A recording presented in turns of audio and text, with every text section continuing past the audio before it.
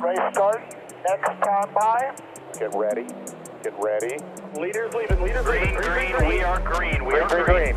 I'm Dave First. It's great to be joined by INDYCAR starter Aaron Likens, whose usual perch is a little bit further down the front stretch here at the Indianapolis Motor Speedway, or wherever the NTT IndyCar Series goes.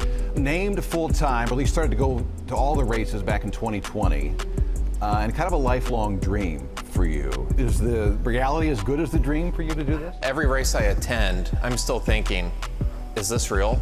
And this is my third season now, and it still doesn't seem real.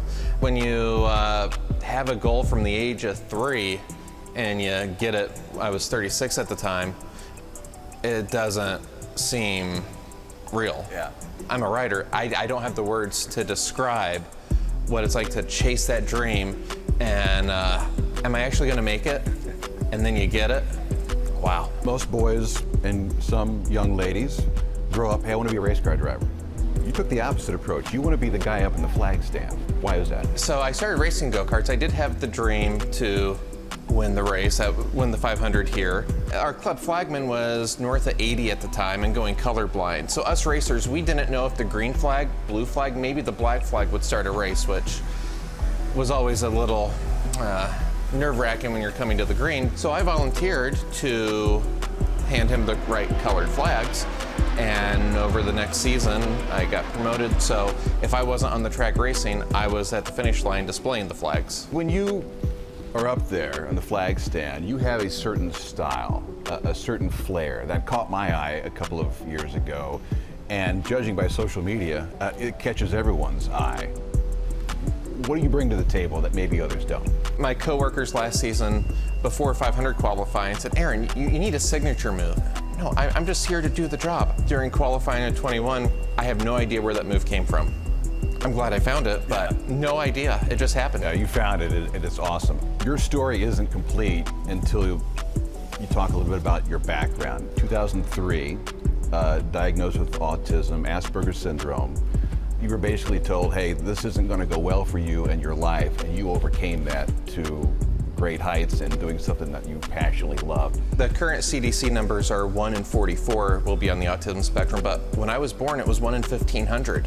It was extremely rare, so I had every diagnosis under the sun going through school. Eventually, my dad read an article in Parade magazine that was about another person with Asperger's that had sort of the same skill set that I do. It's rare for a person on the spectrum to, like a hectic environment, like a racetrack, and be able to multitask.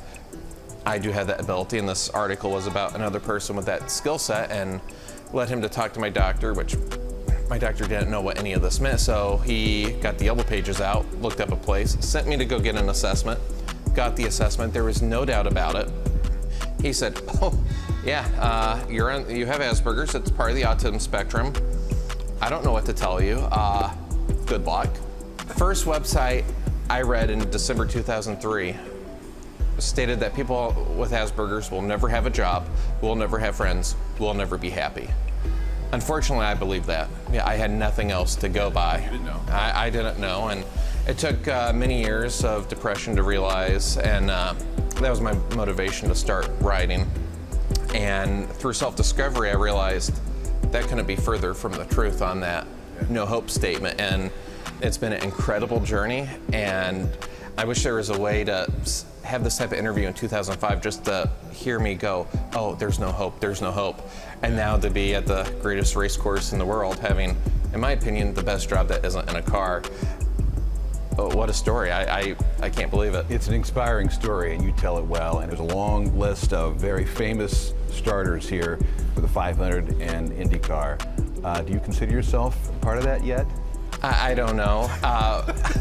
People on Twitter will compare me to Vidan in terms of showmanship, and I don't want to say I get uneasy reading that. It's just, Pat Vidan's a Hall of Famer. To be in the same sentence, I can't process it. I just want to do a good job and display the flags that need to be displayed. On behalf of IndyCar fans everywhere, don't change a thing, okay? I don't plan on it. Don't change a thing, and thanks so much for doing this. Little style, a little flair. Aaron Likens, NTT, Meet the Paddock.